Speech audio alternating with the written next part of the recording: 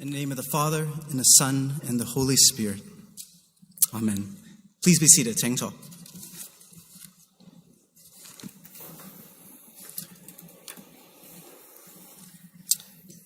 Well, today, millions of Christians around the world begin their spiritual journey of Lent, which begins with tonight's Ash Wednesday service.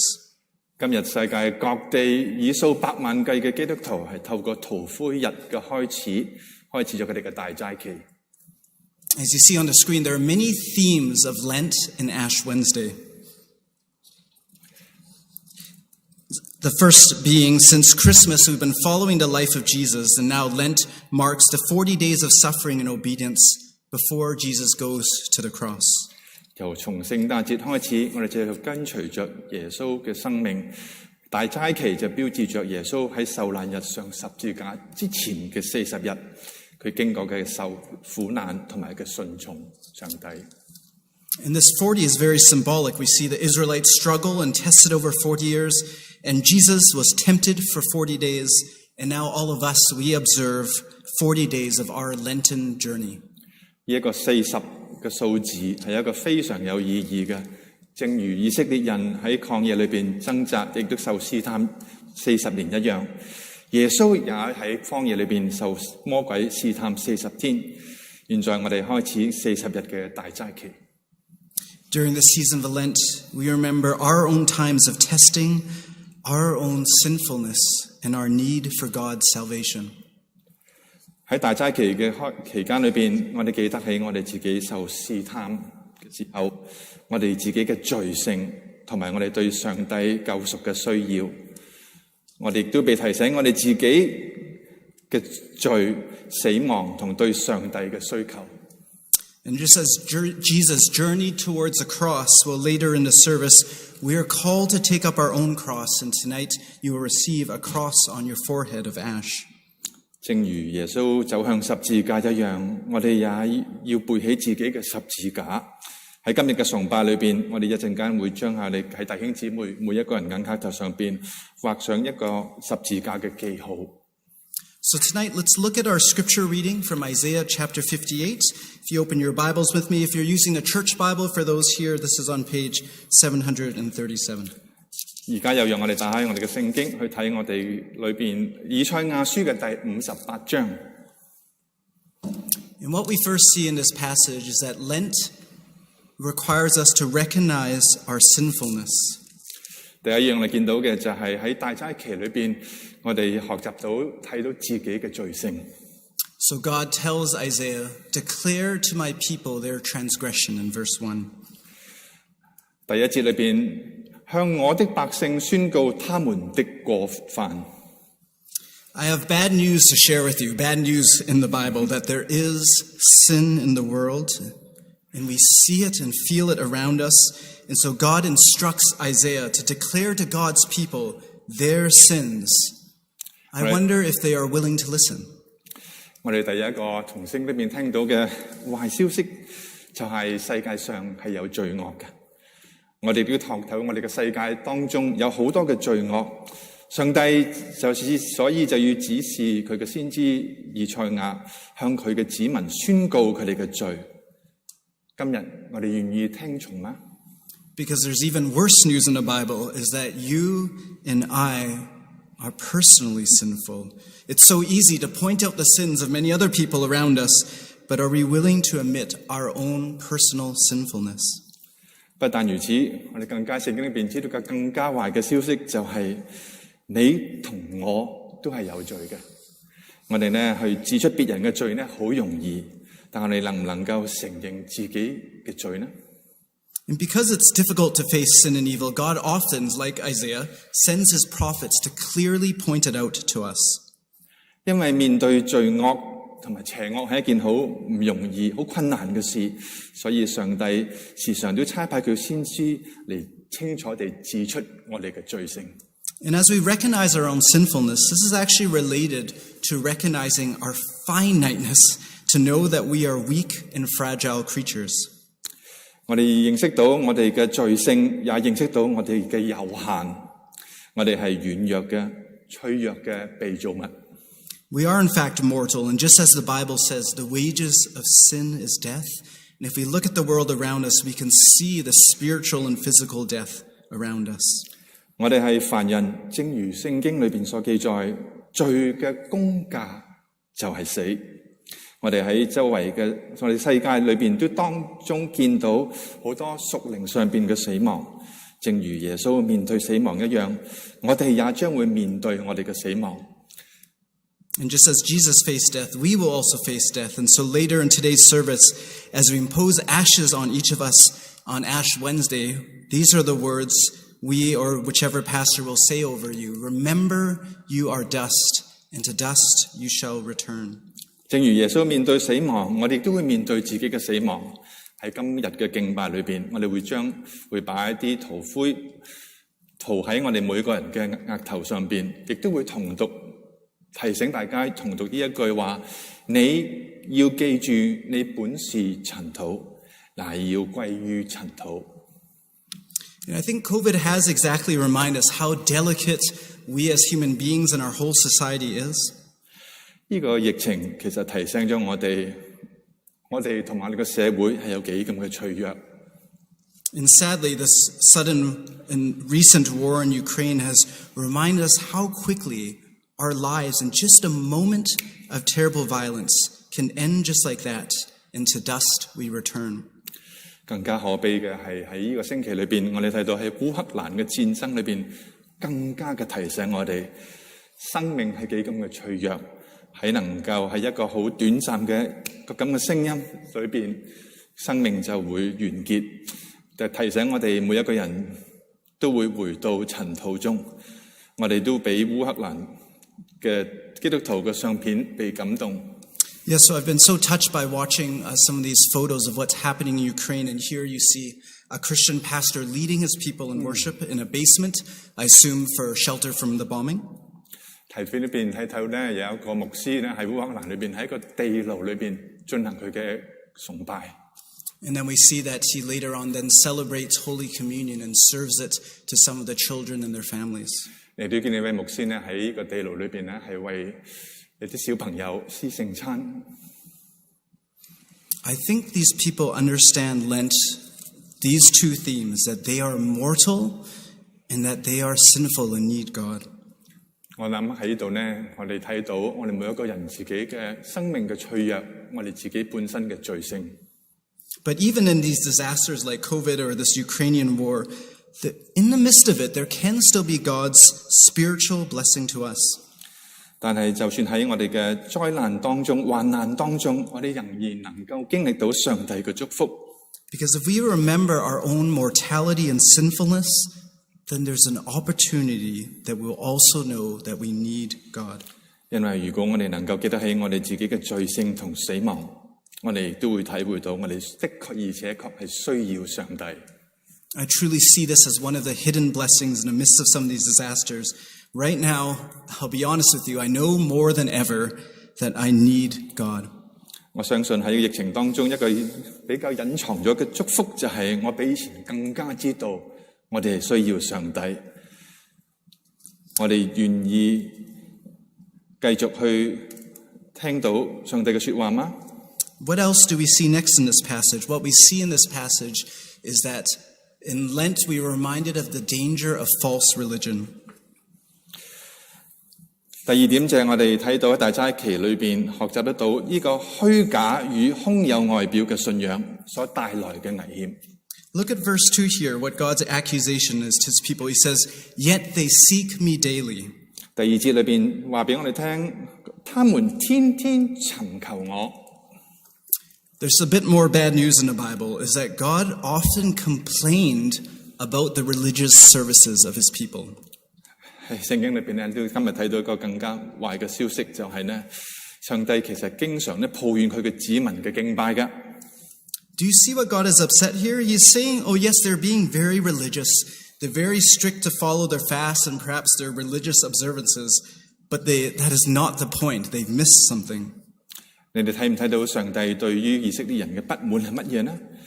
佢哋話佢哋係雖然係非常嘅虔誠，佢對佢嘅禁食亦都咧係守咗好多其他嘅律例，非常嘅嚴格，但係呢一度唔係重點。And so the people complained, God, didn't you hear our prayers? Didn't you recognize our fast? Didn't we worship you correctly? 子民都係抱怨話：上帝，你冇聽到我哋嘅禱告咩？你冇承認或者睇到我哋知道我哋嘅禁食咩？我哋冇正確咁去敬拜你咩？ And so the Bible has worse news for us is that you and I are also at the risk of false religion. 亦都提醒我哋一個更加壞嘅消息，就係你同我都面臨呢一個 church feast. But so often what God says to his people is, you are doing all the right worship, but in fact, your hearts are far from me. 我哋可以咧喺教會裏邊咧表現得非常嘅敬虔，喺我哋每一個崇拜裏邊，我哋做得好好，我哋有一個好漂亮嘅教會嘅建築，我哋可以咧係每一個星期都嚟到崇拜裏邊，但係上帝都話：你哋嘅敬拜、你哋嘅獻祭、你哋嘅禁食，雖然係正確嘅，但係你哋嘅心係非常嘅遠離我。And that's what's happening here in Isaiah 58. So we must learn to humble ourselves and take a sober account of our lives. If you look in verse 3 and 4 here, we see that God was not pleased with his people. In fact, there was a lot of sinfulness amongst his people in the way they oppressed their workers, fought and quarreled with one another in verses 3 and 4. 所以我哋咧更加要學習去謙卑自己，對於我哋生活裏邊咧做一個反省。上帝不滿佢嘅子民，同埋佢哋生活中嘅罪惡，佢哋嘅點樣去欺壓工人，佢哋嘅打架，佢哋嘅爭吵。You know, for Ash Wednesday, where our ashes come from, they actually come from palm leaves used the year before. 你哋知唔知道今晚我哋會用塗灰嘅灰係由邊度嚟嘅呢？就係喺去年我哋嘅棕枝裏邊燒完之後嘅灰燼。And what is the meaning of that? This is exactly the problem of false religion. These were the palm branches people used to worship Jesus with, who ended up being the same ones to betray Jesus and to cry out, crucify him. 呢個棕枝嘅意義其實一樣話俾我哋聽，人們嗰種嘅虛偽。呢個棕枝係我哋敬拜耶穌基督嘅，亦都係用咗嚟當佢係上十字架之後嚟判佢有死罪嘅。How empty our words and religion can become. And in fact, it doesn't matter how many years you've been a Christian, whether you're wearing a collar or not as a priest, God searches all of our hearts deeply to see if we have repented in humility to him. 睇來根本我哋做咗幾多年嘅基督徒，我哋係咪一個好敬虔嘅信徒？我哋係咪牧師？係咪領袖？呢啲完全唔重要，重要嘅係上帝睇我哋每一個人嘅內心，係咪傾向佢？係咪一個謙卑順服嘅心？ Well, from this bad news, there is good news, and that is in the gospel we see that Jesus brings the gospel and true religion. 第三點，我哋睇到呢個福音就係帶嚟耶穌嘅福音同埋真正嘅信仰。In verses 6 and 7, you see this, God saying, Is not this the fast that I choose, to loose the bonds of wickedness, to share the bread with the hungry? And it goes on. 喺58章第6、第7節裏邊記載話：我所要的禁食，豈不是要你鬆開兇惡的繩，要把你食物分給飢餓的人。 There is good news in the Bible, which is God is not interested in empty or false religion, but he is interested in the life-changing redemption of our world. 好嘅消息就係上帝係其實對於一啲都冇興趣嘅，對於我哋呢一啲嘅虛假空在外表嘅宗教嘅信仰，而係呢其實呢注重係我哋嘅內心有冇去改變，有冇專向仰望上帝。He wants his people not just to worship him with their lips, but with their entire lives. 上帝唔係希望子民淨係用佢哋把口同說話去敬拜佢，係希望佢哋嘅生命去跟從上帝。His plan is not just to have churches everywhere with perfect services, perfect music, perfect sermons. Don't worry, this is not a perfect sermon. Instead, he is interested in worshipers. God is interested in changing our hearts and lives to be part of his redemption plan. 上帝唔係對於一啲好完美嘅崇拜，一啲敬拜嘅音樂，一啲嘅報道，或者佢今日咧牧師講嘅講道，上帝唔係注重我哋嘅呢啲一切嘅係咪完美嘅，上帝反而注重嘅係我哋每一個人嘅內心係咪向着耶穌。He wants us to take up his cross just as Jesus did, that even when you and I face great suffering and temptation, that our lives will also lead to redemption of the world as Jesus' life did. 上帝希望嘅係我哋同耶穌一樣背起我哋自己嘅十字架嚟跟隨佢。我哋就算面臨巨大嘅苦難或者誘惑嘅時候，我哋嘅生命亦都能夠學像耶穌一樣得到佢嘅救贖。And when we do this, we find out there's much, much good news for God's people. 我哋會更加發現到一個更加好嘅消息。We see this in verse 8. There's many, many promises. I've just quoted a couple. Then shall your light break forth like the dawn. Your righteousness shall go before you. 猶如喺第8節裏邊講，這樣必有光如晨光破曉照耀你，你的公義在你面前行。Do you see the many promises from verses 8 to 12 that God says if we would humble ourselves, we come to God in true faithfulness and obedience, the ways his grace would just pour out on his people, and it's just filled with promises in this passage. 你能夠聽到從第8節至到12節裏邊所記載嘅，只要我哋學習謙卑自己，以忠誠同埋順服嘅心嚟跟隨上帝嘅話，我哋一定會接受到上帝所俾我哋嘅應許嘅祝福。Well, starting this Sunday, we'll be beginning a Lent preaching series through the book of Ruth. I do recommend brothers and sisters to read it. It's a very short book, actually. To read the entire book is just about 15 to 20 minutes to read the entire book of Ruth. 喺個大齋期裏邊，我哋教會呢會有一個講道嘅系列，就係透過路德記裏邊，一個好短嘅書，弟兄姊妹呢可以用好短嘅時間去讀晒成卷嘅路德記。What you'll see in Ruth is how God blesses and is able to glorify himself through the obedience and faithfulness of his people. God is in fact at work, and sometimes in very mysterious ways. 我哋睇到咧，上帝點樣透過佢子民嘅順服同埋忠誠嚟到咧祝福同埋榮耀佢自己。上帝呢其實咧一路都喺度工作，而且呢係有陣時呢係一個好我哋難以理解嘅方式下去祝福我哋。Ruth and Naomi faced some very desperate and terrible conditions, yet God was at work and arranged things for Naomi and Ruth, and ended up being a much bigger picture than anyone can imagine. 路德記裏面記載到，提醒我哋當我哋面臨一啲好似佢哋咁樣一啲絕望同埋可怕嘅事情嘅時候，上帝仍然係喺度工作緊，就好似呢佢為拿俄米同埋咧路德一樣咁樣去祝福大家。And so we can cry out to God in the midst of our terrible conditions, whether a global pandemic or in the midst of war in Europe. 所以我哋可以就算係經歷緊呢一個疫情，或者喺歐洲嘅戰爭都好，我哋仍然能夠向上帝呼求。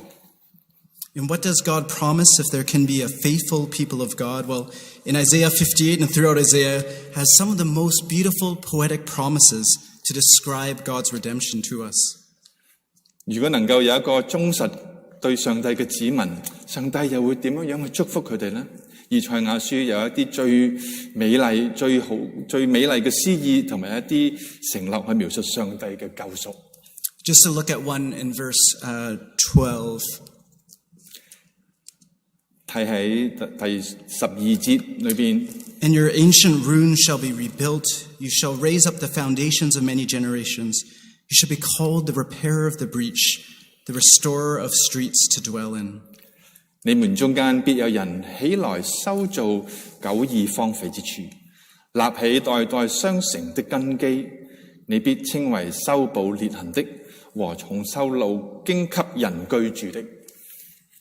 What a promise for us. Well, thanks be to God. Where we fail, Jesus comes to show us the path. 感謝主，當我哋係跌倒失敗嘅地方嘅時候，耶穌就嚟到我哋當中拯救我哋。He alone is the faithful servant. He alone is the obedient son. 只要係對上帝忠心順服嘅人。And so during Lent, brothers and sisters, we need to remember our sinfulness and our mortality. 就喺大齋期裏邊，我哋繼續要記起我哋嘅罪性同埋我哋嘅死亡。And yet, who can save us from sin and death? Jesus alone. 邊個能夠在我哋嘅罪惡同死亡當中拯救我哋呢？只得耶穌一個。So, brothers and sisters, be faithful to Christ and deepen your walk with him during this season of Lent. 願弟兄姊妹能夠繼續忠心跟隨上帝，與基督同行。Amen.